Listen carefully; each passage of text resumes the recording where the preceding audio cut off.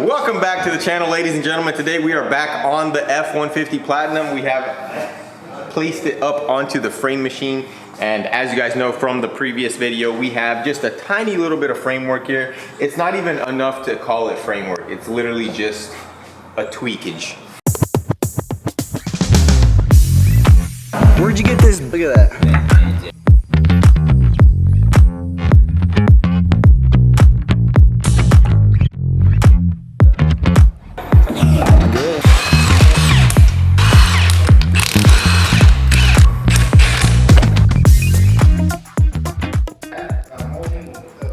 I don't think he can afford any kind of extensive frame repairs.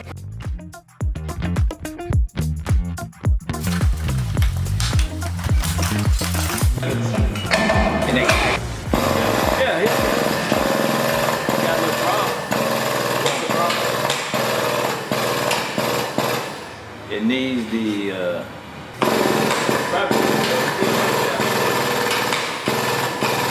I wanted it at the time.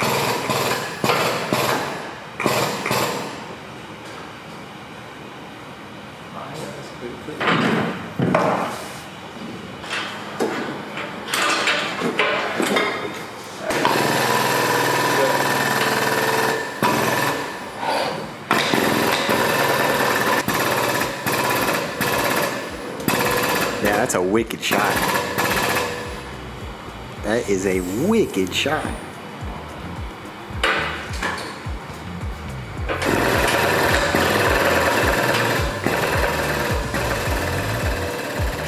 Pull it tight.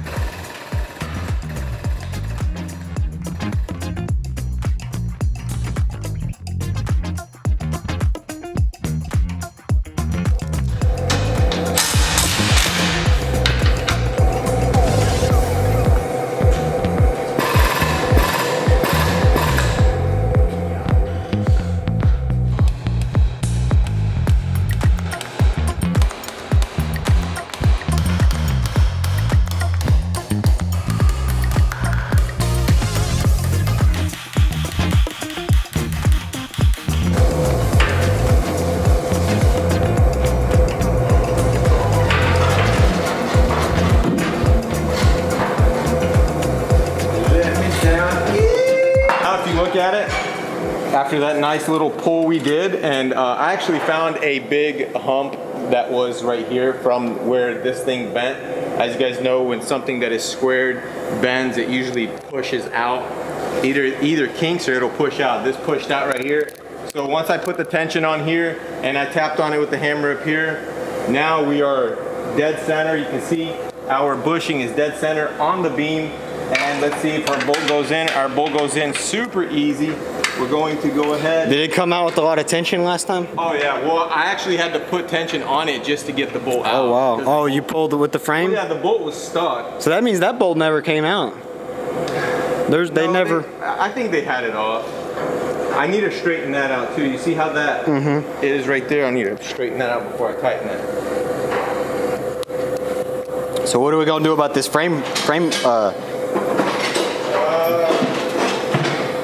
What I'm thinking is on the inside, we hit it with some rust treatment and then just fill it full of cavity wax. And then on the outside, I think we'll grind all this off. And at the top here, put like a little plate. And then right here, put a little plate. It's a good idea. You see all these holes right here?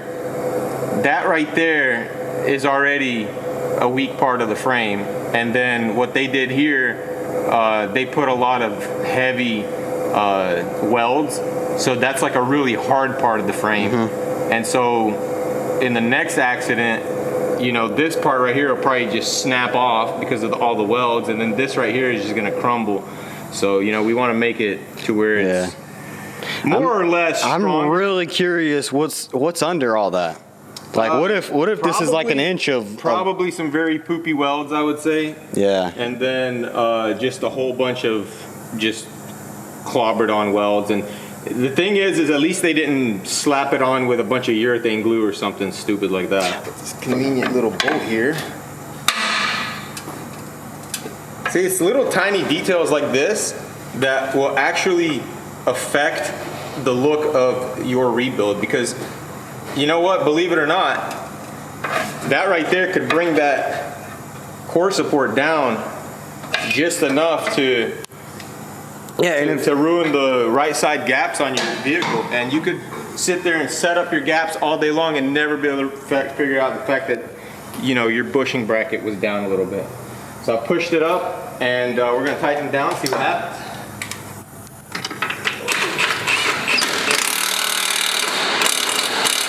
Look at that, beautiful. Absolutely gorgeous, mate, just absolutely gorgeous.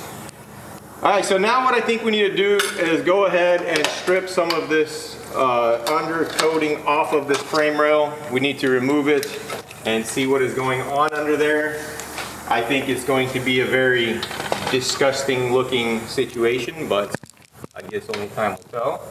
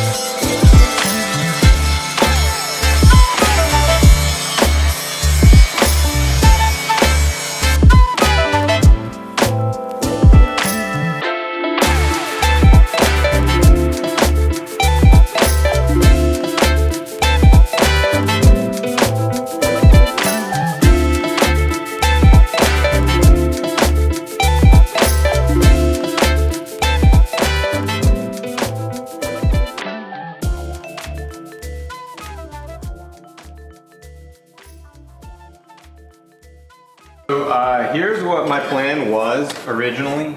Look, I was going to weld this plate, which is the same thickness as this frame rail. I was going to weld this on here, but I just felt bad because first of all, we seen with the borescope in the previous video what the inside of this rail looks like. And this rail, it has been smushed in, and then instead of pulling it out 100% to where the front end is exactly where it needs to be, they welded it. And so as you guys know, anytime you heat up metal, it's going to expand and contract. So the more you weld it, the hotter it gets, the more it's going to shrink as it cools. So it shrunk up pretty bad. So now to try to pull it out, I would have to tear this weld. I would have to cut the weld open and try to pull it out. It's just not going to work. What we do need to do, we need to get this little buckle right here out, and then there's a little buckle back there in the frame that we'll get out. So we will pull with this rail, and then we are going to cut the rail right here at the factory seam and fix the frame rail right here, and then install another factory frame rail onto the end of it, because this right here is just, it's not gonna fly. The truck's got 1,800 miles on it, and I don't feel good repairing it that way. Judging by what's going on behind the frame rail and everything, we have to do this right. And if you look down here,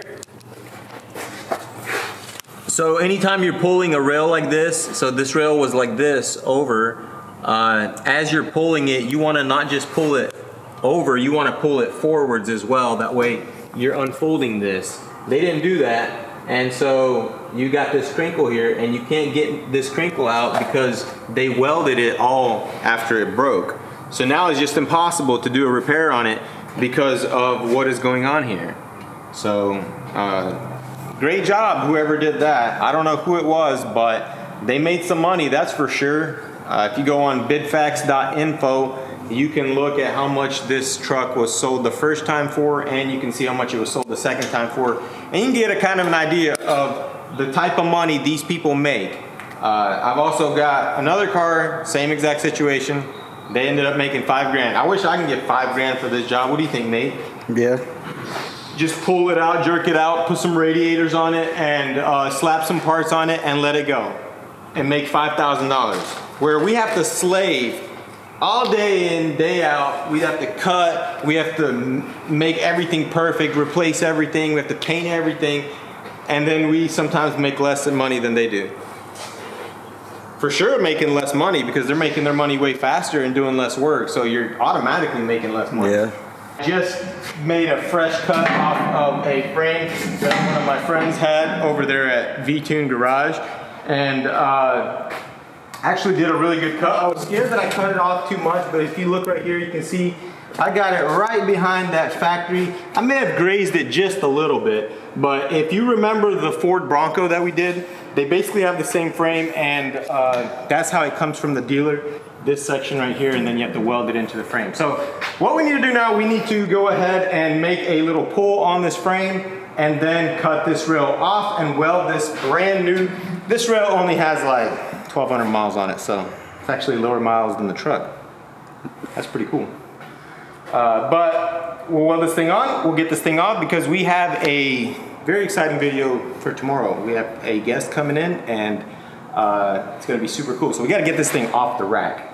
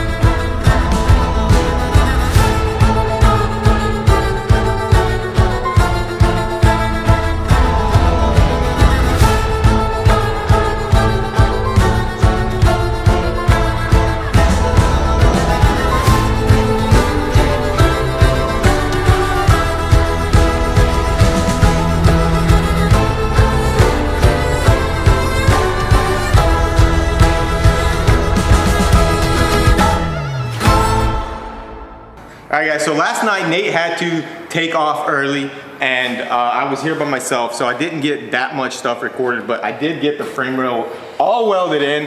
Hey, that looked like it ain't never been touched. Look at that. Yes, sir. That was good. Now, if you're worried about the couple, 3, 4 holes that I filled up, you ain't got to worry about those. You know, you don't need snow plows in Texas. So everything's all welded up solid. I put a plate in the back. We're going to spray cavity wax all up inside there. That way it does not rust again.